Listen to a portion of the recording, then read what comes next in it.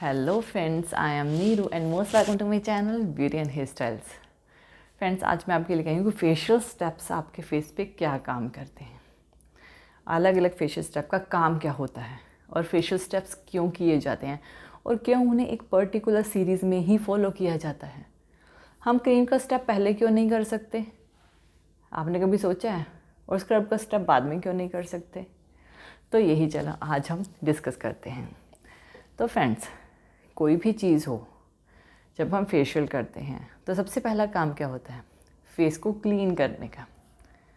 Face को clean करने का तो फेशियल का सबसे पहला स्टेप क्या होता है? क्लिनज़र। तो वो क्या करता है? फेस को क्लीन करने का काम करता है, इसी वजह से उसे पहले नंबर पे रखा गया है। अब मसाज क्रीम, जेल, स्क्रब के बाद हमें क्लिनज़र की क्या ज़रूरत? बिल्कुल भी ज़रूरत नहीं है। इसी वजह से सबसे पहला स्टेप होता है क्लिनज़र का, जो कि डस्ट पार्टिकल्स को निकालता है, हमारे पोर्स को क्लीन करता है। इस वजह से उसे पहले नंबर पर रख दिया गया। हमारा सेकंड स्टेप। अब आप कहोगे कि सेकंड स्टेप में क्रीम आ सकती थी। क्यों आ सकती है, लेकिन स्क्रब क्यों आया है? देखिए, क्लीनिंग के बाद क्या होता है, जब भी क्लीन हो जाता है ना फेस, तो जो छोटे छोटे डेड पार्टिकल्स होते हैं ना, वो फेस पे रह जाते हैं। या फिर जैसे कि डेड पार्टिकल्स में हमारे जैसे ब्लैक हेड्स, वाइट हेड्स भी आते हैं, हमारी डेड स्किन भी आती है और जो अनइवन स्किन है वो भी आती है। तो क्लीनिंग के बाद उसको निकालना होता है। और जो हमारा क्रीम का स्टेप है ना, वो स्क्रब के बाद इसलिए आता है क्योंकि स्क्रब का स्टेप किसी चीज़ को निकालने के लिए यूज़ हो रहा है और क्रीम का स्टेप मर्ज करने के लिए यूज़ हो रहा है। इन दोनों में यही फ़र्क है।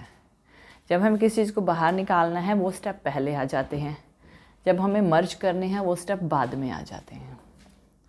तो जो पहले दो स्टेप हैं हमारे फेस से चीज़ों को निकालने के लिए यूज़ किए जाते हैं, जो कि एक्स्ट्रा होती हैं।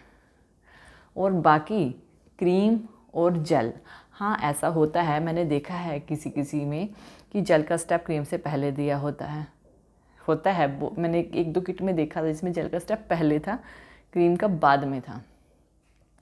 और वैसे मैक्सिमम टाइम क्या होता है, क्रीम का स्टेप पहले होता है, जेल का बाद में होता है।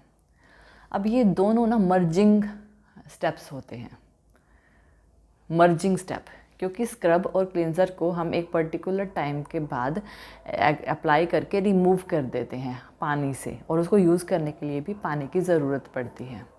लेकिन अगले दो स्टेप होते हैं जो कि होते हैं हमारे क्रीम और जेल का, वो फेस में मर्ज करने होते हैं, फेस में मर्ज करने हैं, फेस के अंदर लेके जाने हैं। इस वजह से क्रीम और जेल का स्टेप थर्ड और फोर्थ नंबर पे रखा गया है। अगर आप क्रीम का स्टेप स्क्रब से पहले कर दोगे, अब आपने देखा होगा कि जब हम क्रीम का स्टेप करते हैं और क्रीम के स्टेप के बाद जब हम जेल का स्टेप तुरंत करते हैं, तो क्रीम ना थोड़ा प्रोडक्ट जो है, जो मर्ज हो चुका है, वो बाहर आता है। ये होती है ये बात, वो बाहर आता है।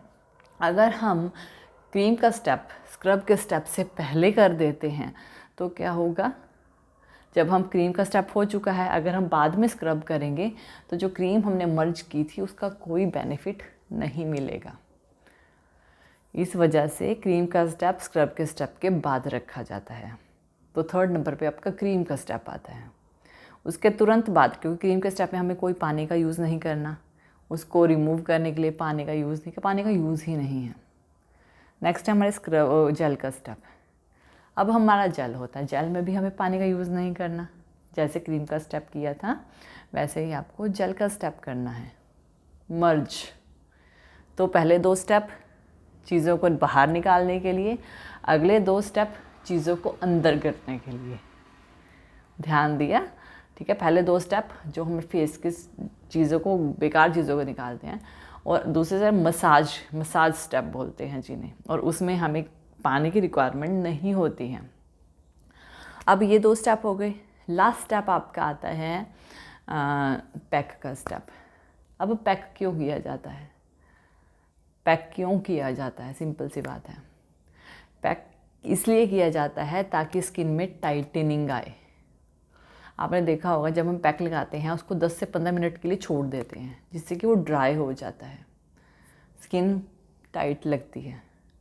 तो पैक का स्टेप जो होता है स्किन की टाइटनिंग के लिए और ब्राइटनिंग के लिए होता है, इस वजह से पैक किया जाता है, जिसको सबसे एंड में रखा गया है और सबसे एंड का काम होता है इसका।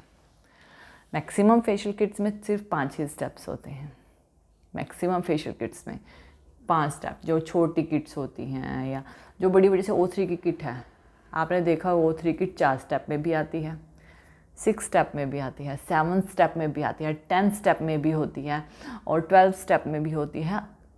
कितने स्टेप्स में होती है वो? अब आप कहोगे एक चीज़ 12 स्टेप में, एक चीज़ 5 स्टेप में, क्या दोनों में फ़र्क नहीं है? वो है, डेफिनेटली है, क्यों नहीं है, दोनों में फ़र्क होता है।